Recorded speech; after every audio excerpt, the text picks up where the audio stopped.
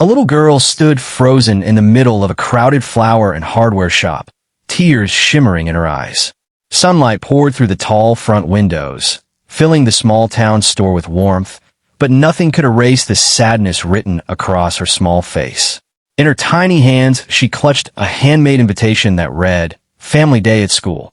What happened in the next 60 seconds would change 3 lives forever. And by the end of this story, you might just believe that kindness has the power to rebuild what life has broken. Before we continue, if stories like this touch your heart, please take a moment to like this video, subscribe to Kindness Waves, and leave a comment telling us where you're watching from. Share it with someone who might need a little hope today. Now, let's get back to the story. The man's name was Gavin Mercer, a 37-year-old carpenter who owned a modest woodworking shop on the edge of Maple Ridge, a peaceful American town filled with tree-lined streets and friendly neighbors.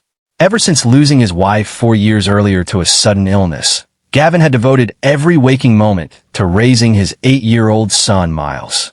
Life was far from easy.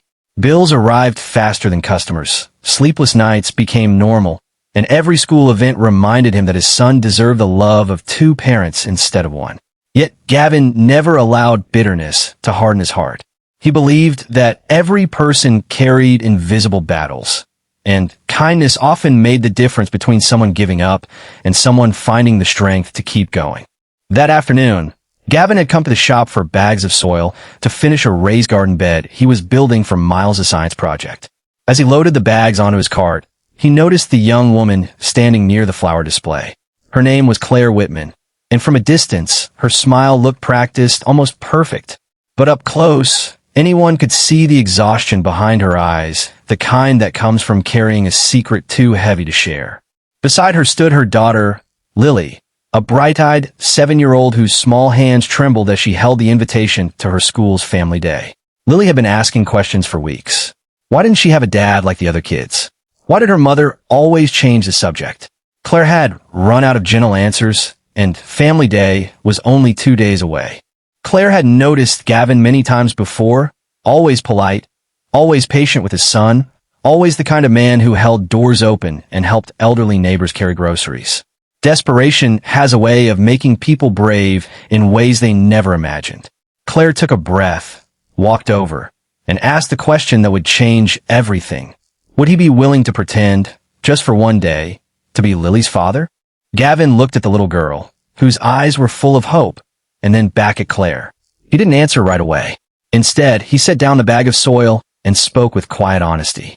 He told her he could not agree to something like that unless she told him the real reason behind it. He wasn't interested in lies, even kind ones. He wanted the truth. Claire's composure cracked. She admitted that Lily's biological father had left before she was even born, disappearing without a trace, and that for years she had told her daughter comforting half-truths to protect her from the pain of abandonment. But children grow, and Lily's questions had grown sharper. Family Day, she feared, would be the day her daughter finally understood the truth in the worst possible way, surrounded by classmates and their fathers. Gavin listened without judgment. He understood grief and loneliness better than most. He remembered how Miles used to ask why Mommy wasn't coming home, and how those questions had once felt like knives. After a long pause, Gavin said something that surprised even himself. He told Claire he wouldn't pretend to be Lily's father for a single day, because a single day would only delay her pain, not heal it. Instead, he offered something different. He offered to come to Family Day, not as a pretend father, but as a friend of the family, someone who genuinely cared, and to let the day unfold honestly from there.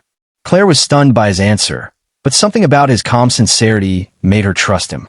On the day of the event, Gavin arrived early, bringing along a small wooden birdhouse he had built with Miles, a gift for Lily.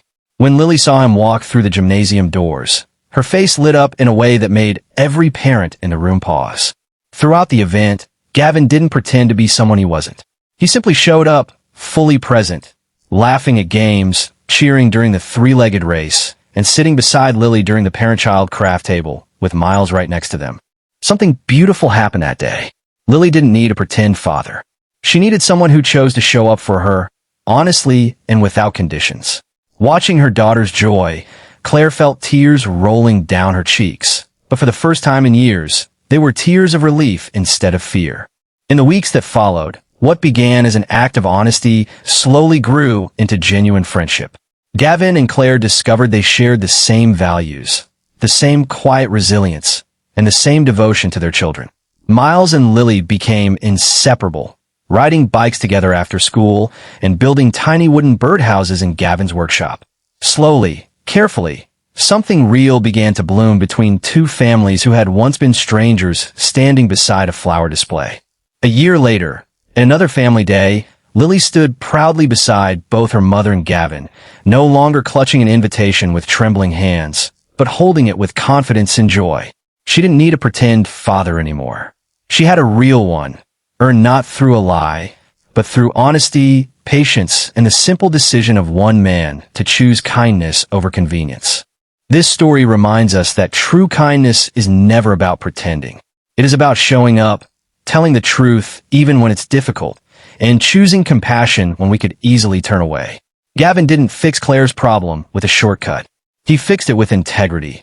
And in doing so, he gave a little girl something far more valuable than a pretend family for one day.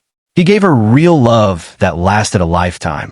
So the next time you see someone struggling quietly beside you, in a store, at school, or on the street, remember that you might be the answer to a prayer they haven't even spoken aloud. Kindness doesn't always require grand gestures. Sometimes it simply asks us to be honest, to be present, and to care enough to stay. If this story touched your heart, please like this video, subscribe to Kindness Waves, and share it with someone who needs a reminder that goodness still exists in this world. Leave a comment below and tell us what kindness means to you. Together, let's keep spreading stories that remind us how powerful compassion can truly be.